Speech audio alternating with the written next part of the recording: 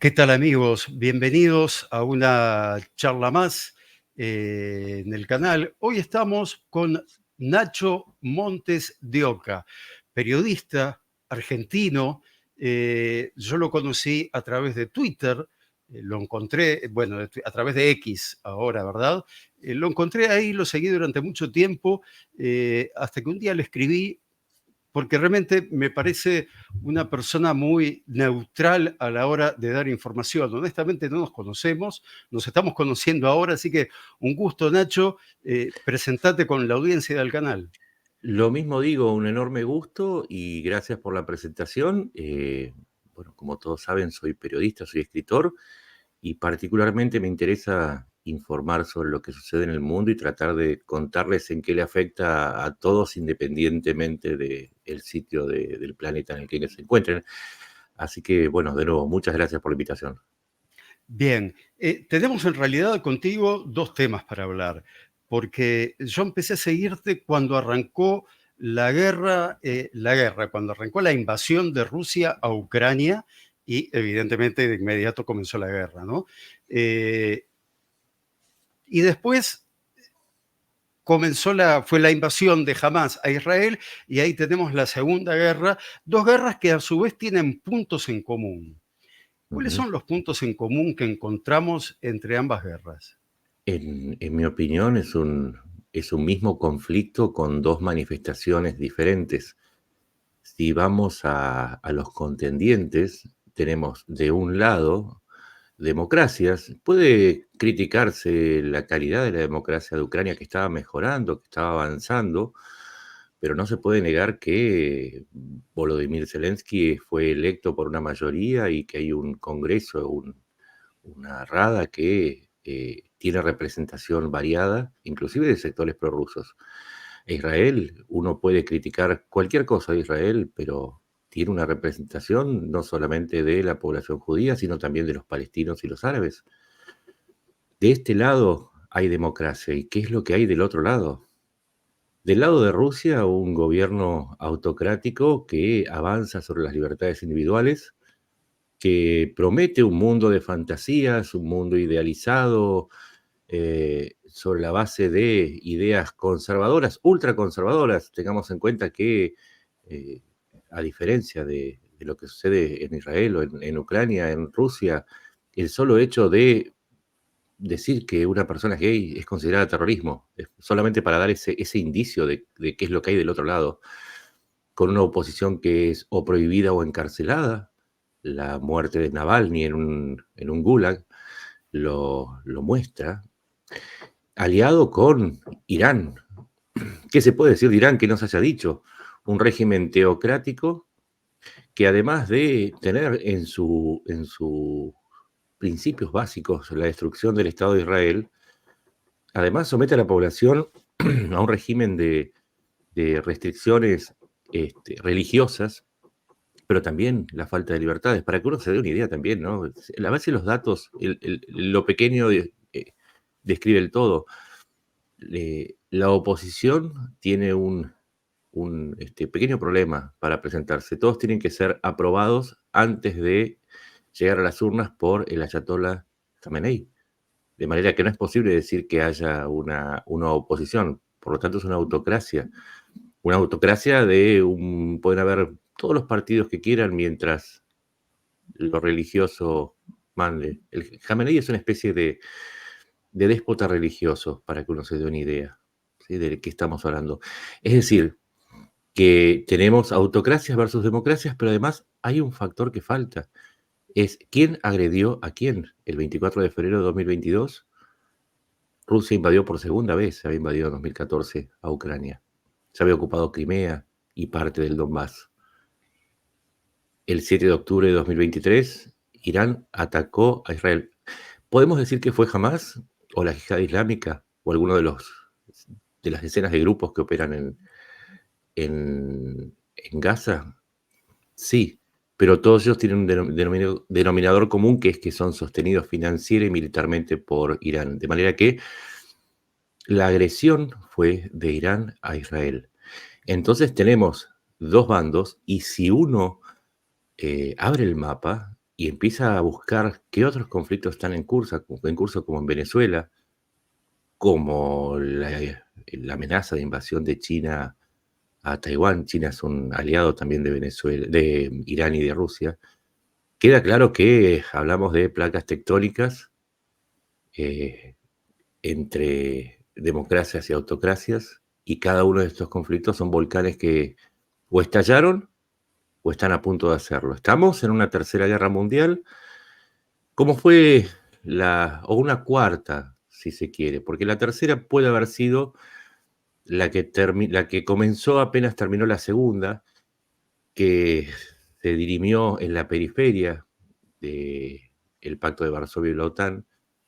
Y yo no sé si mucha gente lo sabe, en la Segunda Guerra Mundial murieron 25 millones de personas. En la tercera, en estos conflictos en la periferia que se dieron en todo el mundo, desde África, América Latina, en Asia, digo, pues tanto el conflicto de Vietnam como el de Angola, o se quiere la lucha entre la guerra sucia y los movimientos revolucionarios en América Latina. En esos conflictos, entre el año 1949, que es cuando se inicia esta tercera guerra, y el año 89, cuando cae el muro, murieron también 25 millones de personas. Ahora estaríamos en la cuarta fase de esa gran guerra mundial. Estamos presenciando, no digo el inicio, sino el desarrollo, porque cada vez no es que hay más conflictos, cada vez es más evidente que estamos atrapados y tenemos que decidir de qué lado estamos cuando hablamos o de democracias o de autocracias. Y en las elecciones de muchos de nuestros países también se da la misma elección. Así que no estamos hablando de algo que sucede en Ucrania, en Israel o en el sur del Líbano. Estamos hablando de algo que sucede en todo el mundo y cuyas consecuencias obviamente nos alcanzan en el día a día. Vos sabés que China, que hoy en día es más poderoso que Rusia y más poderoso que Irán, yo es al que veo con menos intenciones bélicas.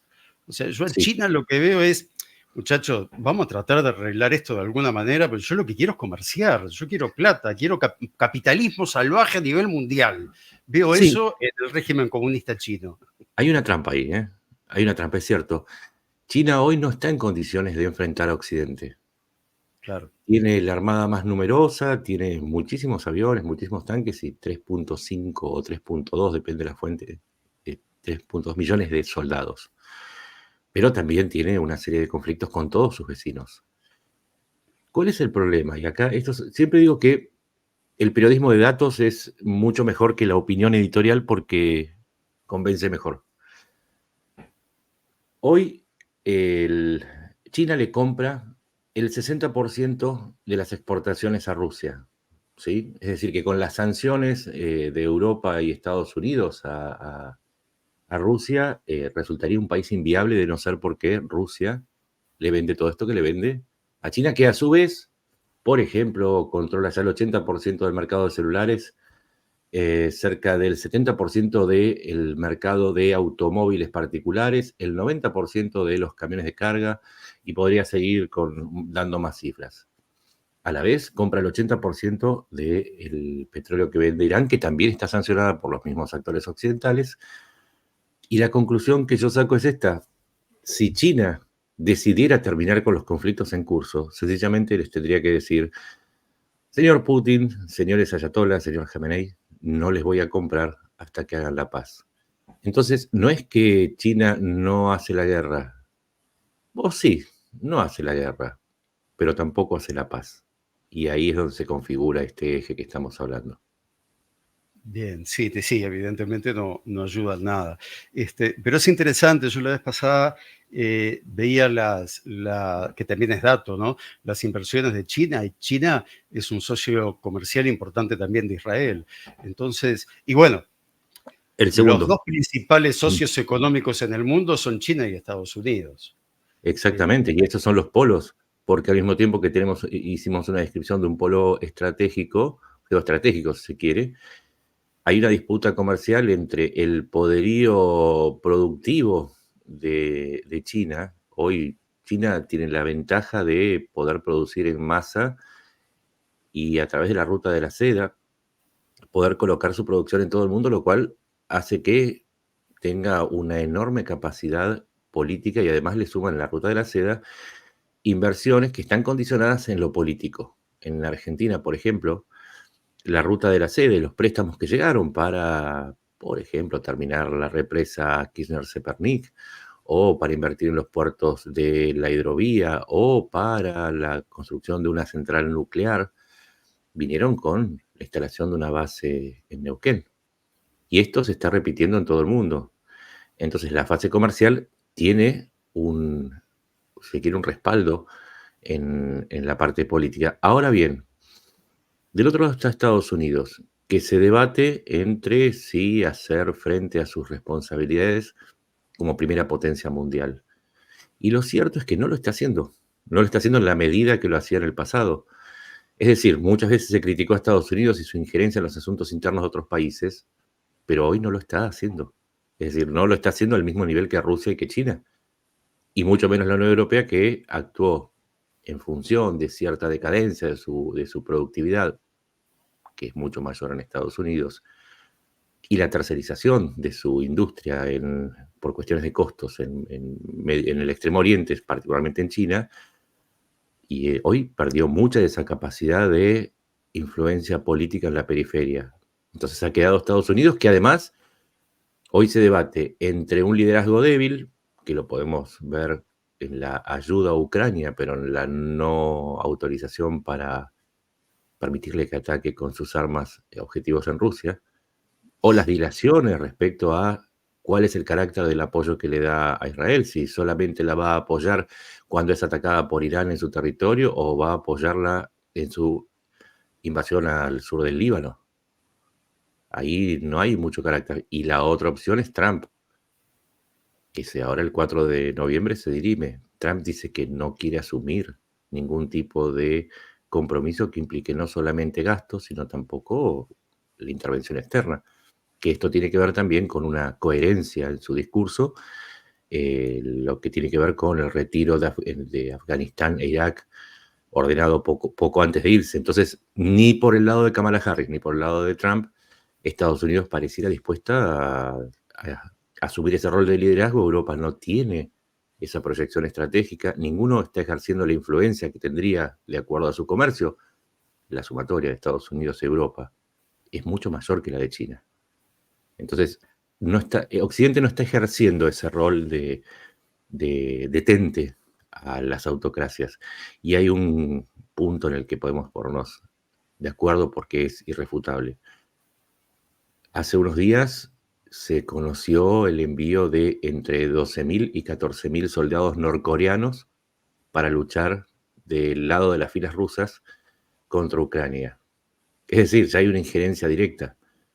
Todavía Occidente está preguntándose si es correcto enviar tropas para luchar del lado de Ucrania. La simetría es muy clara y la falta de carácter y de agilidad es demasiado evidente. Es muy asimétrica la situación. A mí me recuerda mucho al antes de la Segunda Guerra Mundial, cómo mientras Alemania se armaba y Hitler se empoderaba, Europa como que dormía la siesta. Y bueno, y por otro lado, Chamberlain mostraba aquel famoso papelito con la firma le faltó decir, de mi amigo Adolfo. Y hoy a mí me da la sensación de que Europa, por un lado, siempre se muestra como molesta con Estados Unidos porque Estados Unidos interviene acá, allá, dice que tiene que hacer, pero por otro lado, otra vez es Estados Unidos el que, con muchas limitaciones, porque podría haber terminado esto mucho antes, es el que más dinero ha puesto y el que más armas le ha dado a Ucrania para defenderse, mientras vemos a una Europa que ayuda, pero como con limosnas. Y además lo que decías hoy, ¿no? El límite de te doy armas, pero no ataques territorio ruso. O sea, me impiden algo básico como cortar los suministros que estén recibiendo las tropas en suelo ucraniano. Es una locura. Kasparov decía que a Zelensky lo invitaron a la cena en la Casa Blanca, pero le dan medio tenedor y una cuchara, pero le sirven un plato de carne. Creo que lo describe muy bien. Es que es tal cual. El problema de Estados Unidos es que en este momento está atrapado en una carrera presidencial. En esa carrera presidencial lo que se está discutiendo más que nada son los asuntos domésticos, la inflación, el gasto y la migración. Se ha corrido el eje y entonces los dos contendientes tienen un discurso hacia el exterior que es dubitativo. Y dado que Kamala Harris responde al gobierno de Biden, también la política exterior es dubitativa. Y hay otro problema más, te diría, que si yo me estoy ahogando, no me tires el salvavidas cuando estoy por llegar a la costa. Los armamentos que están enviando están llegando siempre tarde. Y no solamente Estados Unidos, en Europa también. Entre el anuncio y la llegada pueden pasar 6, 8, 12 meses. Sí, El los caso de los F-16. aviones, sí, los aviones F-16. Los necesitaban anteayer y llegaron mañana. Y ahí es donde se ve. Hoy, otro ejemplo, siempre los datos, ¿no? Ucrania necesita 21 baterías Patriot. Tiene 7, ahora le van a dar una más, va a tener 8. Necesita 21. Mientras tanto, Rusia sigue lanzando, para que la gente se dé una idea, 23.000 misiles y drones recibió Ucrania desde que se inició la guerra.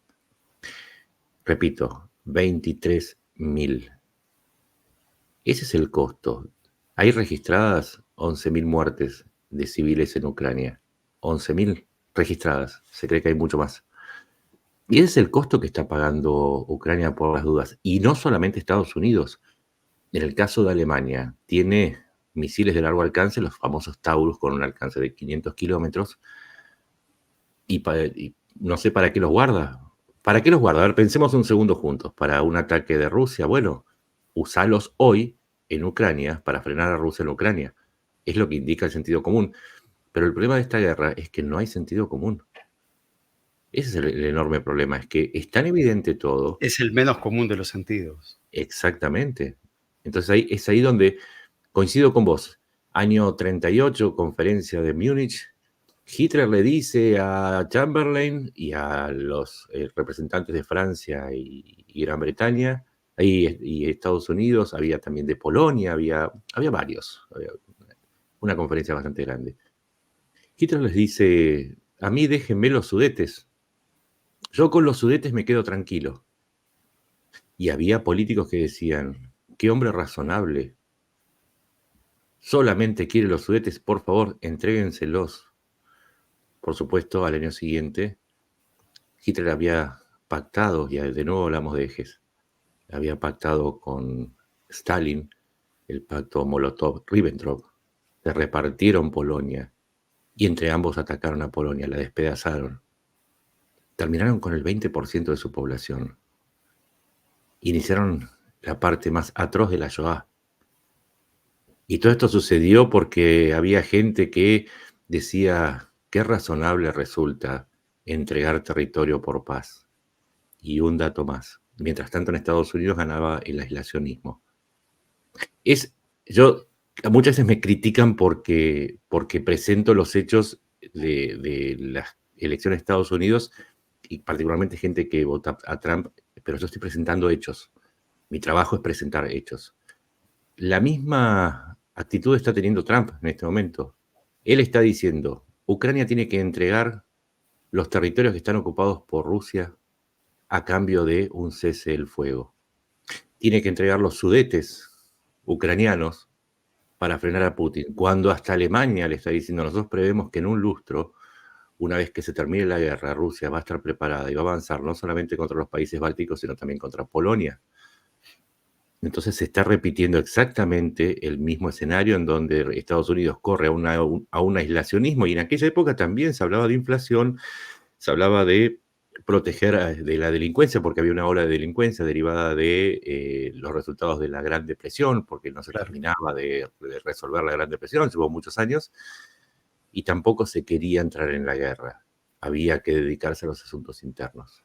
Y del otro lado había gente que dudaba y que todavía hacía una ley de préstamos y arriendos que también tardaba en llegar. Los paralelos de la historia no son casuales. Es como las personas. Si uno comete varias veces el mismo error, debería preguntarse qué es lo que está tratando de enseñarnos, nuestro inconsciente, qué es lo que está tratando de explicarnos que tenemos que aprender para no caer de nuevo en el mismo pozo. El mundo está cayendo en el mismo pozo. Lamentablemente está sucediendo. Sí, sí, es como si yo hago un experimento y me sale mal y después repito exactamente los mismos pasos, me va a salir mal.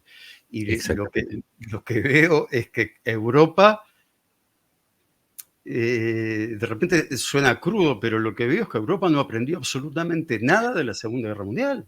No, y construyó, por ejemplo, en aquella época los franceses, que ya habían sufrido la invasión en la Primera Guerra Mundial de La línea Alemania, Maginot. y construyó la línea Maginot, que los alemanes la pasaron por el costado. Y da la impresión que Europa está haciendo lo mismo, acantonando tropas en Polonia, en los países bálticos, sumando a Suecia, a Finlandia. Pero son todas medidas de neto corte publicitario, porque la guerra se decide en Ucrania. Si Ucrania pierde, el siguiente paso es el resto de Europa. Entonces a Hitler había que pararlo en Austria, había que pararlo en la República Checa, había que pararlo en Polonia, y no Claro, esperar claro. que llegue a la línea Maginot. Claro, claro, la derrota de Ucrania es el paso previo a entrar en Europa. Sí, y además, De hecho, Polonia ha ujú, aumentado ahora al 4% de su PBI el gasto militar y está ujú. previsto que en poco tiempo sea el ejército más grande de Europa. Lo va a hacer, va a superar en cantidad de aviones de combate, de tanques, inclusive de hombres. Pasó de 120.000 hombres, la idea es llegar a 300.000 hombres. Para que se den una idea, Alemania está en 260.000. Así que va a superar a todos los países europeos con un material súper moderno. Pero una reflexión, porque a veces hablamos de número y hablamos de guerra y es necesario volver a la parte humana. Recordemos que ¿qué es lo que sucede en Ucrania cada vez que se rinde? Cada vez que cae en manos los, de los adversarios. Cuando Stalin enfrentó la idea ucraniana, tuvo un breve periodo de independencia desde el año 1917, aprovechó la revolución, la caída del zar para declararse independiente. La respuesta fue el Holodomor. Stalin mató de hambre a entre 8 y 13 millones de ucranianos. Cuando Ucrania cayó en manos de los nazis, murieron 6 millones de Ahí personas. te hago un paréntesis. Cuando llegan los nazis, Ucrania sentía que estaban llegando los libertadores. Exacto. Eso va como lección para los pro-rusos en Ucrania. No solamente mataron a 6 millones de personas, sino que casi aniquilaron al total de la población judía. Fueron una de las víctimas preferidas, las ucranianas, los judíos ucranianos. Volodymyr Zelensky es un descendiente de los sobrevivientes Es un de esa sobreviviente, sí. masacre, incluyendo 2 millones de personas que llevaron de Ucrania a Alemania para trabajar como esclavos en las fábricas de armamentos. Y ahora mismo en Ucrania hay 1.6, insisto en las cifras, son monstruosas, 1.6 millones de personas desplazadas a la fuerza a Rusia desde Ucrania. 348.000 personas están en campos de concentración. Sí, señores, año 2024 volvieron los campos de concentración a Rusia, algunos de ellos cerca de Vladivostok, a 7.000 kilómetros de Ucrania. Y la, Desaparecieron, fueron raptados 19.700 niños. Eso te iba a decir, los niños. Son robados a sus padres o son tomados de los orfanatos y enviados Yo a a familias veces, rusas para que les borren la identidad. vos sabés que yo siempre he sido un defensor, obviamente, de los derechos humanos y de buscar hasta el último de los desaparecidos en Uruguay, en Argentina, en cada una de las dictaduras que hubo en América Ujú. Latina, porque es lo que uno tiene más cerca, ¿no? Los desaparecidos argentinos, los desaparecidos uruguayos y los bebés raptados. Ujú. Y me da mucha vergüenza ver gente que pertenece a la izquierda, que pertenece a organizaciones de familiares de detenidos desaparecidos, que de repente ven con simpatía a grupos, al mismo Putin Ujú. o a los grupos islamitas, ¿no? Vos hablas de desaparecidos. Hay 22.000 personas que se les perdió el rastro en Ucrania.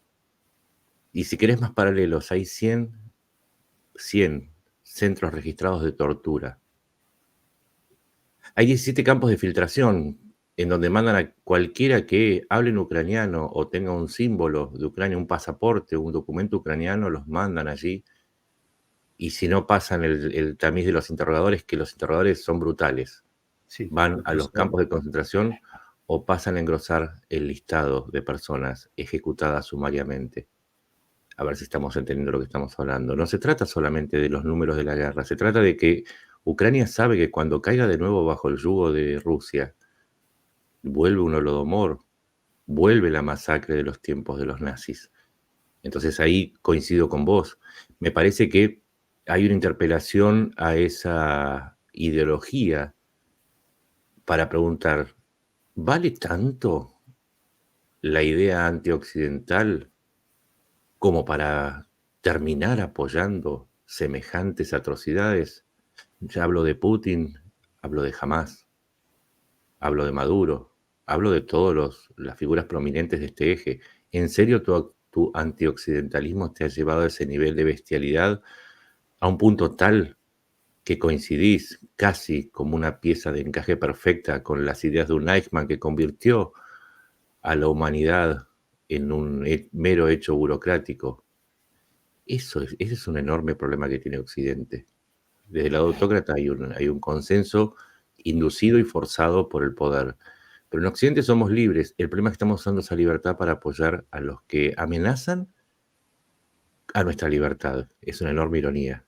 Sí, Somos sí. vacas eligiendo carniceros. Yo, qué buena. O qué triste. Yo me acuerdo ¿qué edad tenés vos, Nacho? 54. Ah, está. Estamos 53 en la tengo misma. yo, así que somos de la misma generación. Yo recuerdo cuando yo era chico, ¿no? Que los mayores decían, qué barbaridad los jóvenes, ¿no? Y yo ahora me siento en ese lugar de los mayores diciendo, ¡ay, qué barbaridad los jóvenes! Pero porque estoy viendo en determinados movimientos muy válidos que, a ver que se entienda, ¿no? Que se hacen los machos con la democracia. Porque era muy fácil salir a la calle a Ujú, gritarle a un presidente, ladrón hijo de tu madre. Es muy fácil hacerlo hoy. En los 70 no. ujú. Entonces, a mí me encantaría ver a esos que hoy son muy machos, y no quiero ponerme en el machismo, feminismo, no tiene nada que ver en esto. Nos entendemos en qué sentido lo estoy diciendo. Sí, sí, claro. Que salen a la calle, que son muy valientes, pero para salir a gritarle a una democracia.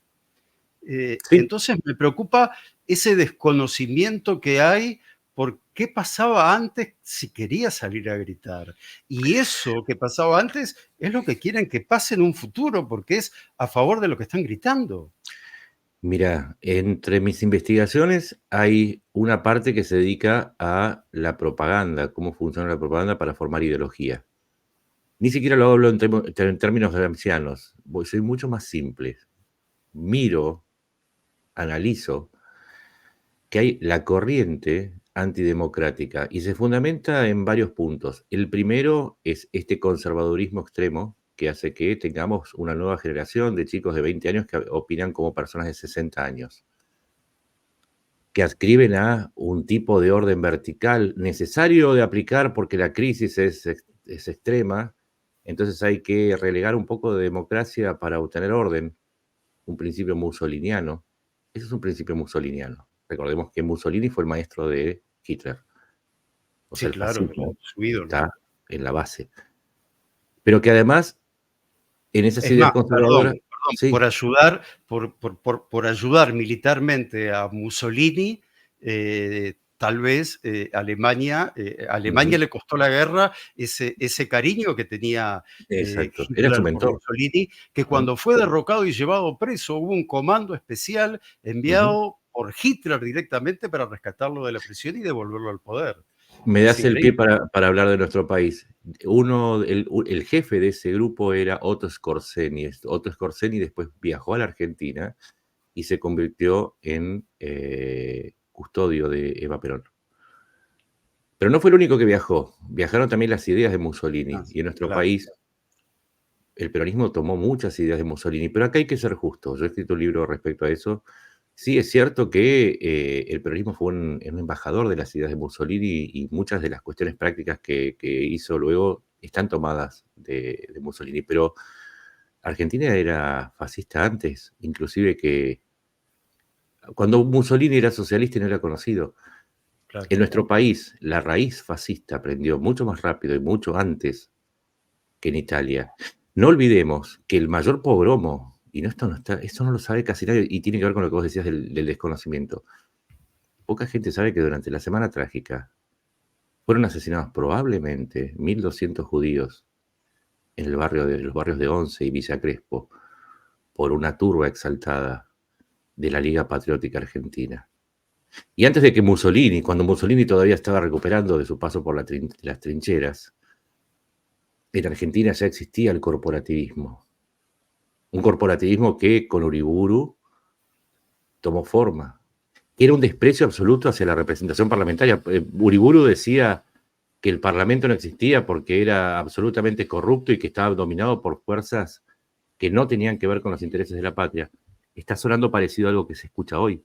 Sí, te iba a Que lo que decir. sucede en el Parlamento, que el Parlamento no sirve, habría que cerrarlo, habría que crear un poder omnímodo, por lo menos mientras dure la crisis, y la crisis va a durar todo lo que decida el líder.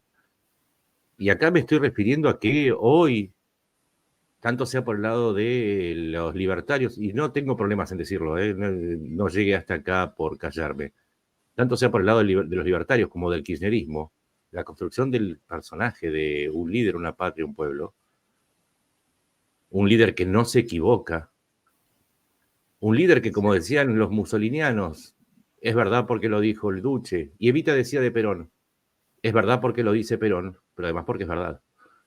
Entonces, también, y en nuestro país lo podemos ver claramente, esa misma lucha entre autocracia y democracia se da internamente, se dan los discursos, y se dan los discursos cuando uno ve el nivel de homofobia, el nivel de intolerancia de uno y otro lado, fachos, zurdos, la descalificación del otro. Yo personalmente soy liberal, o sea, me parece horroroso lo que dicen, pero no los voy a censurar nunca, sí los voy a criticar, pero el problema está en lo que vos decís. Hoy todavía podemos criticar, todavía tenemos una democracia liberal. El riesgo es que la democracia liberal es el ambiente perfecto para que también crezcan las ideas autoritarias. Son los riesgos de la libertad, como decía Popper en su momento, de no saber manejar esa libertad. Pero bueno, les estamos presentando batalla con mucha tolerancia y evitando caer siempre en ese enojo, en esa furia, que también es un desconocimiento, porque hay gente que prefiere la furia a leer un libro. Yo siempre les digo a mis hijos, cuando estén enojados, lean y traten de entender de dónde viene el enojo, porque les va a enseñar mucho más que una pelea. Sí, hay mucha gente que lucha por cambiar las cosas. El problema es cuando quieren cambiar las cosas hacia un régimen que después lo que primero que va a hacer es impedir cambiar las cosas. Exactamente. Por derecho o Sacar por izquierda, y eso se dijo una la vez, otra libertad. cosa. Por derecha o por izquierda, sí, sí, Es por que donde ya no venga. existe derecha e izquierda, porque vos tenés a los ayatolas, que en Irán está prohibido el socialismo. Cualquier forma de Claro, socialismo comunismo está prohibido y no les permite, y eso no les impide apoyar un régimen de izquierda como es el de Maduro, o un régimen de Putin que ya no sabemos si es de derecha o de izquierda, es como Mussolini, puede ser de derecha o izquierda de acuerdo a lo que le importe. Entonces, mientras perseguimos a las brujas, sea que se llamen fachos o sea que se llamen zurdos, el otro día lo decía, cuando trancaron la puerta, estábamos todos trancando la puerta para que no se nos meta más la estupidez woke, que es otra forma de fascismo también, perdón que lo diga, esa imposición de una idea o de una percepción a nivel institucional, digo, es una libertad personal, si querés ser woke, allá vos, pero no lo institucionalices porque yo no lo soy, no me interesa. Pero mientras perseguíamos el miedo a que se nos metan por la ventana, por la puerta los buques, se nos llenó de nazis, que es el living, porque se nos metieron por las ventanas. Entonces hoy enfrentamos un doble desafío de los autoritarismos que intentan imponernos una idea cuando en realidad lo que necesitamos es más libertad. Y la libertad viene del conocimiento. Digo, había una... Perdón si me hago extenso, pero me interesa mucho el tema. Había una discusión entre Alberdi y Sarmiento. Sarmiento decía que no había que ampliar los derechos de políticos en el tema de votación, etcétera, etcétera, hasta que la población estuviera formada y que para eso había que implementar una educación obligatoria y masiva. Alberdi le decía que no, que el derecho era inherente y que había que hacer una libertad absoluta porque en ese camino iba a haber un aprendizaje y que el tiempo lo iba a decidir. Y este es el punto. Se debatía la educación, pero no se discutía si la educación tenía que estar o no, porque el centro era la educación. Hoy el centro es el poder y no la educación, y eso nos está brutalizando, porque la violencia es hija del miedo, y el miedo es tributario del desconocimiento. Y la masa, por más que tengas un título de grado, si no te dedicaste a averiguar de qué es lo que sucede realmente con lo que estás hablando, puede ser un premio Nobel, pero aún así hablar como un ignorante. Y ese es el problema de este momento, la ignorancia. Sí, la ignorancia y el odio, ¿no? La ignorancia es la base del odio. Hay que ser ignorante para poder odiar. Algo que nos enseñan al principio en el CBC, en antropología, es que si le ponemos un nombre ya no lo podemos comer. Porque la violencia tiene que ver con vaciar no solamente de humanidad, sino de sentido al otro. Y esa violencia deviene de, justamente, ponerle un tilde al otro, decir, no, este es facho, gay, degenerado.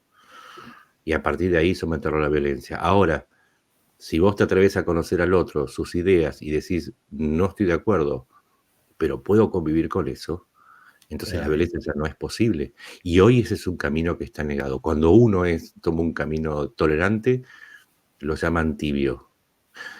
Creo que en tiempos como este me parece a mí que hay que tener unas bolas mucho más grandes para ser tolerante que para ser intolerante. Se nos está haciendo larga la charla y todavía no hemos hablado de Israel y de que es lo que no, en principio lo que... ¿No estuvimos hablando de Israel también? Sí, pero poquito. O sea, entra dentro de todo esto para poder entender qué pasó el 7 de octubre del 2023. Lo que estamos hablando recién. Irán destruyó el proceso de paz en el que estaban metidos Israel y Arabia Saudita, y a partir de ahí se iba a hacer una normalización de las relaciones que nunca se desarrollaron entre Israel y el mundo sunita, que representa el 81% del universo musulmán. Irán lo que quiso es provocar la furia de Israel con una masacre atroz. Rompieron todos los límites. Hoy Medio Oriente es presa de la furia. Y el conflicto no puede ser detenido de momento porque derivó de las conversaciones y las negociaciones a las promesas de aniquilamiento mutuo. Estábamos hablando también de Israel. ¿Y por qué los líderes europeos le piden un alto al fuego a Israel, pero no se lo piden a los enemigos de Israel? ¿Por qué no le dicen con la misma energía que le dicen a Israel, se necesita un alto al fuego? ¿Por qué no le dicen a los enemigos de Israel, reconozcan el derecho a existir de Israel? 3 razones. Primera, porque Israel es solamente un país dentro del Medio Oriente y los compromisos que tiene Occidente, tanto el tema de petróleo como inversiones, también entran dentro de la balanza, y los países árabes le están pidiendo que no se regionalice un conflicto traspasando las fronteras de Gaza, pasando a el Líbano y Siria. En segundo lugar, porque dentro de esta idea que se tiene de que Occidente lo puede todo, no, Occidente está tibio, como decíamos antes, Occidente está dubitativo. Entonces solamente puede prometer la defensa de Israel en su territorio pero no va a acompañar a Israel en un proyecto para atacar a Hamas, Hezbollah, la Yihad o los hutíes, más allá de sus fronteras, siempre y cuando implique un avance sobre otros territorios. Esa es una limitante que le ponen a Netanyahu, que tiene que ver con otra idea, que es que si vos expandís el conflicto, lo que vas a expandir también es la cantidad de enemigos que va a tener Israel, pero también los aliados de Israel, y por lo tanto se va a esparcir el conflicto no solamente a Jordania, Arabia Saudita, sino también a Egipto. Van a haber ataques. Hezbollah, sabemos que además del poder que tienen en el Líbano, es una red internacional, nosotros lo sabemos por la AMIA y por DAIA, entonces el conflicto se va a hacer mucho más global. Lo que le están diciendo a Netanyahu es, ¿cuál es el límite? Y como Netanyahu no contesta, y acá hay que hacer una crítica a Israel también, eligió el peor momento, por ejemplo, para anunciar la ampliación de la presencia en Cisjordania de las Sí. colonias judías. Eso fue de una torpeza y de una ambición desmedidas. Entonces, estamos Fue en un la punto en el que necesidad de Netanyahu de mantenerse en el poder. de mantenerse en el poder aliado con los grupos más ultras, porque también Israel tiene grupos ultras. Entonces, todo esto Sí, hace claro. que estemos en esa situación en la que decimos, ninguno de los bandos termina de tener toda la razón cuando sabemos que la razón primaria la tiene Israel en su derecho de defensa frente al 7 de octubre. Pero eso no es un cheque en blanco. Y esa es la razón por la que también Occidente y los países árabes le están diciendo a Netanyahu, nosotros te podemos apoyar, volvamos a los pactos de Abraham, pero por lo menos tengamos una certeza de cuál es el plan de lucha contra Hezbollah. Recordemos que así como Irán es enemigo de Israel, los países sunitas son enemigos de Irán. Entonces, porque es una potencia chiita y es una potencia agresiva, la yihad es la ampliación del mundo musulmán, sobre todo de la parte más agresiva, si se quiere, de la Sharia. Y el resto de los países prefieren comerciar, prefieren concentrarse en el desarrollo. Entonces, también son enemigos de Irán, pero lo que se necesita, y en esto también Occidente entra en este juego, decirle, señor Netanyahu, nosotros podemos apoyarle, pero necesitamos un marco de negociación y necesitamos abandonar solamente el lenguaje militarista para poder avanzar en un camino que nos conduzca de regreso a los pactos de Abraham. Y si hay un plan, vamos contra Irán. También se lo dijo Arabia Saudita, ojo, ¿eh? Si hay que ir contra Irán, hay que ir contra Irán, pero hablemos de cuáles son los propósitos de cada uno de nosotros a la hora de buscar ese objetivo. Es muy complicado el Medio Oriente. No Sí, hay un bando, hay 6 o 7, porque por falta de tiempo no cuento las internas. Pero, claro. y un último tema, el pueblo palestino necesita un lugar. Entonces, De si acuerdo. no se discute la solución de los dos estados, que Netanyahu se niega por una ley que promovió en el Knesset en julio, también se está negando, como desde el otro lado niegan la existencia del Estado de Israel, tampoco se puede negar la existencia de un Estado palestino. No le podés, o sea, no. Y acá es el punto al que quería llegar. Lamentablemente este camino de violencia que propuso Irán y que está ganando, nos ha convertido a todos en caníbales, masticándole el brazo a otro caníbal pensando que lo estamos derrotando. Y el caníbal sonríe pensando, sí, yo perezco, pero te convertí en lo que era yo. Y esa es la mayor tragedia, porque Israel es una idea de tolerancia, de democracia. Hay que volver a esa idea de Israel. Israel es el representante de Occidente en Medio Oriente. Es la negociación, es la tolerancia. A ver, la gente por ahí que nos escucha no toda sabe que hay un 60% de judíos, pero el resto son palestinos, árabes, cristianos y de otras religiones. 60 o 70, no importa. Pero no se da esa composición en ningún otro país. No viven en paz en ningún otro país. Occidente es Israel. Hay que recuperar esa idea de tolerancia y de negociación, luego de terminar la fase militar. Pero la fase militar es solamente una parte. No puede dominar este conflicto, porque si no el conflicto va a seguir y no va a tener Ahora, canalización. la fase militar, quiero ir redondeando porque quiero respetar tu tiempo. La No, no, fase no, yo si militar, querés seguimos un poquito más, no tengo problema, ¿eh? bien. La fase militar, desde mi punto de vista, como en Montevideo, eh, es el siguiente. Creo que para poder terminar con este conflicto y dar un paso adelante, se necesita una rendición incondicional de Irán. De Absolutamente. lo contrario, es imposible. Es que es la base, es como en El Señor de los Anillos, es Mordor. De ahí está la base del poder. Es el Berlín moderno. Porque, por lo menos de Medio Oriente, el otro Berlín sería Moscú, ¿no? Ujú. Pero entendámoslo, hoy la mayor fuerza de Irán son sus proxies. Y muchos sabemos los nombres de Hamas, Hezbollah, los hutíes y la Yihad Islámica, pero son en total 28 grupos. En total suman cerca de 600.000 hombres, repartidos en Líbano, en Siria, en Irak, en Yemen, pero también tiene grupos presentes en Arabia Saudita, en Egipto, y tiene células presentes en todos nuestros países. Nosotros mismos tenemos células de grupos proiraníes. Insisto, AMIA, Embajada de Israel. Maduro ahora es el representante de Hezbollah para América Latina. Lo digo Sí, con una sonrisa porque, a pesar de que es trágico, me causa cierta gracia. No claro. puedo evitar Eso se puede. Esos son los tentáculos de Mordor. Y también tenés presencia de Hezbollah en la triple frontera de Brasil, sí, Paraguay sí, en y Paraguay. Argentina. Ujú, Y Hezbollah también tiene pactos con los cárteles colombianos, también con los cárteles de Sinaloa, con el cártel de Juárez, con el cártel del Golfo, ujú. con los que tiene pactos para el lavado de divisas. Está en todo el mundo. El núcleo de todo este problema es Irán. Ahora decimos, ¿es Irán o los iraníes? No, porque si no No, caeríamos de nuevo en la misma fábula del caníbal. Así como los palestinos, la mayoría, y también fanáticos, ¿no? Como en todos lados, sí, claro. están presos de los grupos proiraníes. También los iraníes están presos de los ayatolas. Y Sí, o o la sea, cuando rebelión de los. hablamos de la rendición incondicional de Irán, no estamos hablando del régimen iraní, ¿no? Hablamos de Del un cambio de régimen, sí, de volver a un régimen en donde las mujeres puedan mostrar su pelo. A ver, se entiende. Salgan a la calle y miren. Imagínense, vean a las mujeres, tienen el pelo al aire. En Irán no se puede hacer eso. sí, No sí, podés solo tener el pelo al aire. Es tan ridículo. No podés comer un jamón porque está prohibido. Y no digo no sé, la comunidad judía no se come jamón, pero nadie te dice, vos no podés, a mí ningún judío me dice, no podés comer jamón.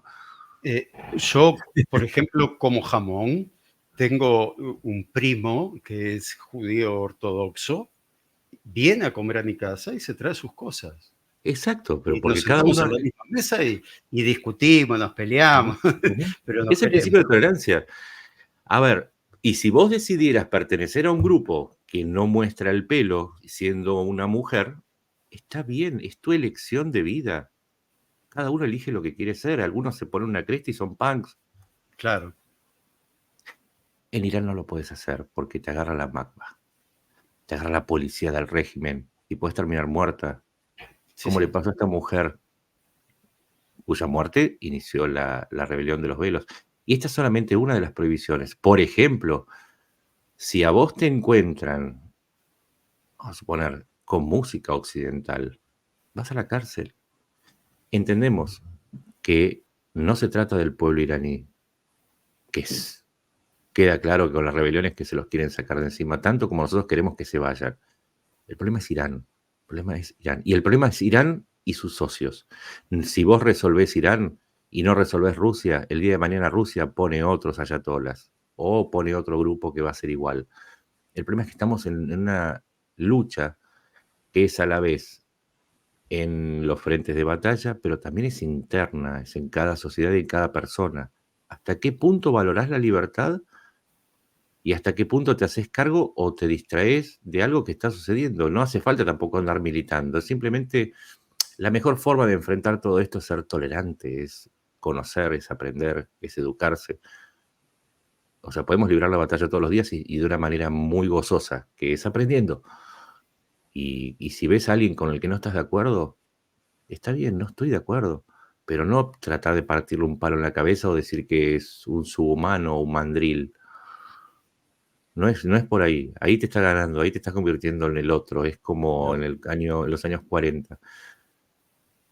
Si los nazis estaban peleando por acá, por allá también estaban peleando por acá, tratando de instalar la misma idea de que había gente mejor superior y gente peor inferior, y que valía la pena por la patria destruir al otro. Así no fue. Pagamos 40 años ese pecado original de la brutalidad. Y a ustedes también les pasó en Uruguay. Sí, claro, claro. Hasta el día de hoy seguimos. Uh-huh. Seguimos con esa división. Pero bueno, es otro tema apasionante, pero sí, claro, esto es como estar en un laberinto. Tenemos 1000 caminos para ir agarrando para seguir conversando dentro de estos temas, pero quiero terminar de la siguiente manera. Elecciones en Estados Unidos. Uh-huh. En cierta forma, esas elecciones son las elecciones más importantes del mundo porque por la influencia que tiene Estados Unidos en todo el Exacto. planeta. Vamos a suponer que vamos a jugar un poquito con la imaginación. Vos vivís en Estados Unidos, tenés la ciudadanía, podés ir a Uh-huh. votar, sos ucraniano, no naciste en Estados Unidos. ¿A quién votás?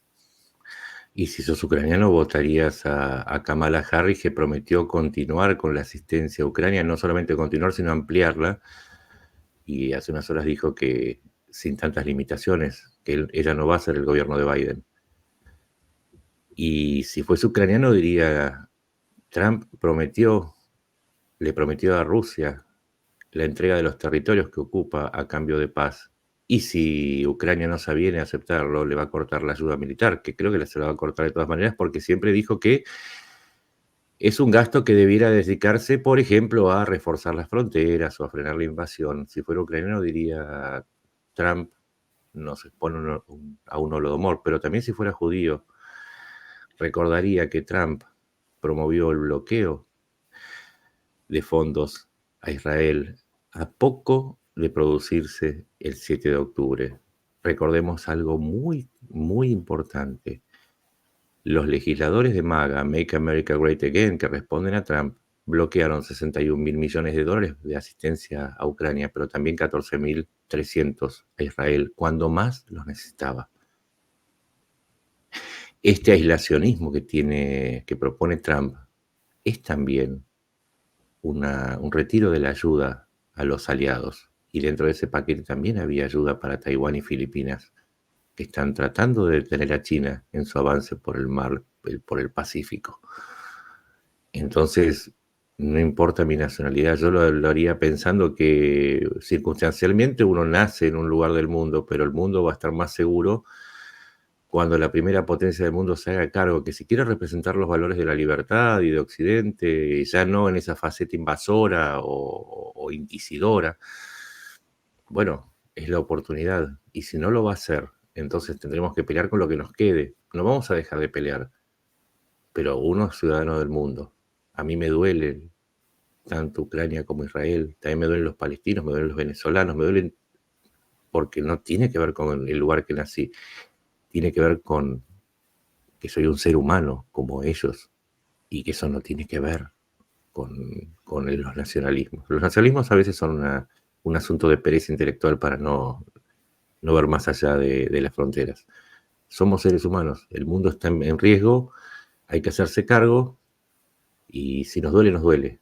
Pero el problema es qué hacemos con lo que nos duele. ¿Nos quedamos en la queja violenta o en la queja amarga o nos ponemos las pilas y decidimos levantar la voz para tratar de que la gente entienda y se ponga en marcha? Porque si no hay consensos, no va a cambiar nada y seguiremos siendo un rebaño de ovejas. Bien, me hiciste acordar con eso último de la cantidad de gente que pone me duele Palestina, me duele Gaza. ¿A quién le duele Israel? A mí me duele mucho. A mí me duele y nunca me olvido que si bien lamento profundamente cada muerto palestino, no me olvido que fue Hamás quien inició esto, con una atrocidad que no tiene posibilidad de ser justificada. Y no me olvido que jamás puso los túneles y los cuarteles entre los civiles palestinos. Eso no me olvido. Y a mí me duele también los palestinos, porque los considero también, en parte, no los fanáticos, pero en su gran mayoría víctimas de una ideología religiosa y política tan extrema y tan vil que los usa como carne de cañón y después culpa a los demás. Hay que tener en claro, para describir Medio Oriente, dónde empezó el fuego. 7 de octubre, por la mañana. Hay quienes te dicen que empezó cuando se fundó el Estado de Israel y le robaron la tierra a los palestinos. También se puede decir que la Shoah llevó a muchos israelíes a Medio Oriente y empezó en la Shoah. Y si seguimos así, llegaríamos a Caín y Abel. Pero el 7 de octubre, hasta el 7 de octubre había una tregua. Sí, de hecho había negociaciones entre Hamás e Israel que Por eso, eran para distraer por eso es a tan Israel del importante el ataque. dato. El dato es siempre lo que nos salva de la ambigüedad y de caer en debates inútiles. Esta fase la inició Irán a través de Hamás. El resto son consecuencias de una decisión tomada en Teherán. Si Netanyahu eso es posterior. Pero si no hubiese ocurrido lo del 7 de octubre, no estaríamos hablando de una sola muerte palestina, porque en ese Claro. momento había un proceso de paz en curso. Hay que ubicarse en tiempo y espacio para poder debatir y precisamente decirle esto, sin enojarse, decirles, estás equivocado. 7 de octubre se inició todo. Buscá la cantidad de muertes que venían habiendo en Gaza antes, iban en descenso. No se justificaba nunca el 7 de octubre, por más que digas que se estaban defendiendo, estaban en descenso, estaba en vías de solucionarse el conflicto. Irán lo arruinó todo. Bueno, a Putin también le servía, ¿no? En los medios, durante un año y pico veíamos Rusia, Rusia, Rusia, Rusia, Rusia, y de repente Sí. Israel, Israel, Israel, Israel. 14.000 bombas que fueron a Israel tendrían que haber ido a Ucrania. Le sirvió para distraer recursos y atención. Y ahora China también está distrayendo en el mar de la China. Y sí, están distrayendo en Occidente que, insistimos, está aletargado y sin asumir sus responsabilidades. Entonces, cada nuevo frente que abren les viene perfectamente bien. Insisto, no es una serie de conflictos, es un mismo conflicto. Putin, Irán, Corea del Norte, China, Bielorrusia, Venezuela, Cuba, Nicaragua. Ahora, Hay por otro lado, yo siento que Putin, por ejemplo, simpatiza más con Netanyahu que con los ayatolas. Lo que pasa es que ahí también se mezcla mucho la cuestión del orden conservador y porque también Netanyahu sabe que está en falta. O sea, el avance sobre Cisjordania tiene mucho que ver con el principio de conquista. Y porque además tiene mucho temor que la presencia de Rusia en Siria implique que en algún momento Rusia se sume a la batalla abiertamente del lado de Irán. Y porque Netanyahu también tiene una realidad electoral y es que hay muchos descendientes de rusos habitando en Israel que no necesariamente están de acuerdo con chocar con Rusia. Y sin embargo, las evidencias son claras. Rusia le está proveyendo de armamento a Hezbollah. Rusia le provee de armamentos a Irán, le provee de tecnología. Es más, es probable que le esté dando el paso final para que tenga un arma nuclear a través del pago con transferencia tecnológica por los misiles y drones que le está enviando para atacar a Ucrania. Lo que creo yo es que Netanyahu no quiere abrir más frentes. Ya está, Claro. o sea, lo entendió. Sabe que en donde entra... y además hay algo que tiene Rusia que es muy potente, que es el sistema de propaganda, que ya está en contra de Israel, pero en donde Rusia, que actúa en sistema de propaganda, y esto lo puede ver cualquiera en las redes, actúa en consonancia con el sistema iraní, con el sistema chino, con el sistema venezolano, son un todo. Entonces, esa potencia a la hora de crear opinión pública a favor o en contra, también es un riesgo para Netanyahu. Lo sabe. Uno puede estar de acuerdo o no, pero uno tiene que comprender también los motivos. Y esta sumatoria de motivos hace que Netanyahu todavía no haya denunciado abiertamente algo que todos vemos. Nosotros vemos el elefante, lo tenemos enfrente. Lo que pasa es que Netanyahu dice, probablemente ese elefante se lo estén imaginando, pero el elefante está. Rusia es aliado de Irán y Rusia está patrocinando también indirectamente los ataques a Israel por parte de Irán. Y un último dato, Rusia no tiene armas para sí misma, y sin embargo distrajo aviones Su-57 y baterías antiaéreas S-400 y las envió de urgencia a Irán ante la inminencia de un ataque de Israel en represalia por los ataques de Irán a Israel. En el momento de necesidad se ven los aliados. Rusia es también parte del conflicto que ataca a Israel. En algún momento, y esto lo digo desde el punto de vista analítico nada más, en algún momento Netanyahu lo va a tener que blanquear. No le quedan muchas, porque mientras no lo blanquea, aumenta el compromiso de Rusia con Irán. Y el último dato fue que está a punto de proveerle misiles antibuques modernos a los hutíes, otro aliado de Irán, para que ataquen con mayor eficacia el Mar Rojo, y con estos misiles podría alcanzar a los buques militares que protegen el tráfico civil y que están bloqueando al mismo tiempo a Israel por mar. Entonces, Sí, es sí, increíble que Estados Unidos le haya declarado la guerra a los hutíes y no sé, creo que 2 veces los bombardearon. O sea, cuando los sí, hutíes están haciendo, nos están arruinando la economía, eso es importante. Es por donde circula el 20% de la riqueza del mundo. Claro, sí, sí, o sea, Bueno, es como todos tenemos agua, pero ellos tienen la manguera en la mano. Cuando la claro, apretan, se corta el agua. y Eso es lo todo que tienen los es más, hutíes. gran parte del tráfico de Internet pasa por esa zona. Mucha gente no lo sabe, pero no solamente, es también la comunicación. Las manufacturas, el 40% de las manufacturas, a ver, que se tienen, que va en contenedores del mundo, 40% atraviesan esa zona. Y como la zona está peligrosa y no pueden pasar por el mar de Suez, tienen que ir por el sur por el Cabo de Buena Esperanza y hacer un viaje miles de kilómetros más largos. Y eso hace que vos termines pagando tu computadora, tu remera o las zapatillas que tanto te gustan, o los cosméticos un poco más caros. Es Todo decir, más la caro. guerra no es un fenómeno solamente mediático, es un fenómeno que te afecta, porque también te va a subir el precio del petróleo y con eso el combustible.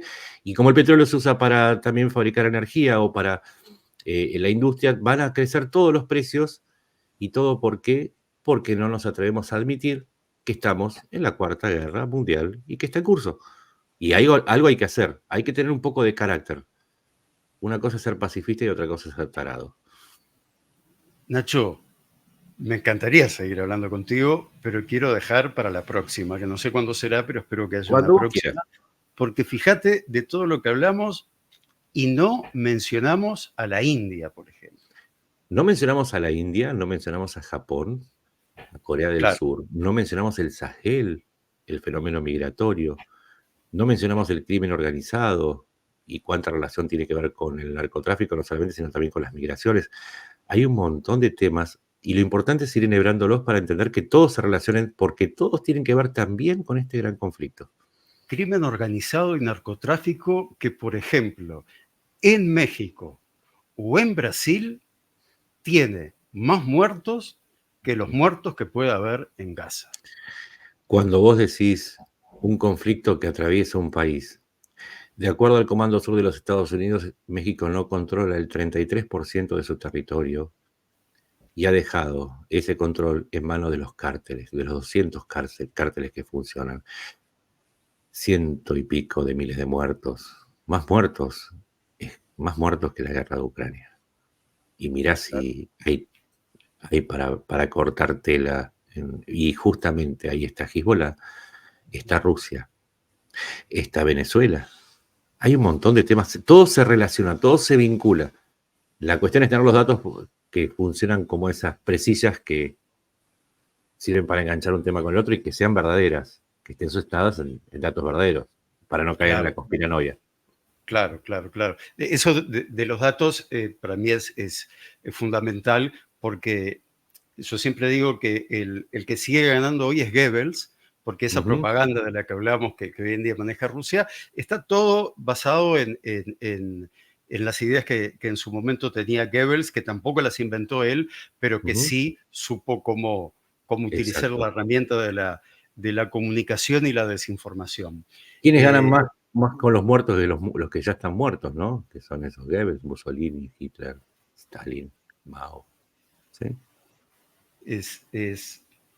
¿Seguimos la próxima? Cuando vos quieras. Como siempre, un gusto hablar con vos. Te mando un abrazo gigante, muchísimas gracias por haber participado. Nos volvemos a hablar en cualquier momento y como cada uno de los videos de este canal, los terminamos diciendo Am Israel Chai.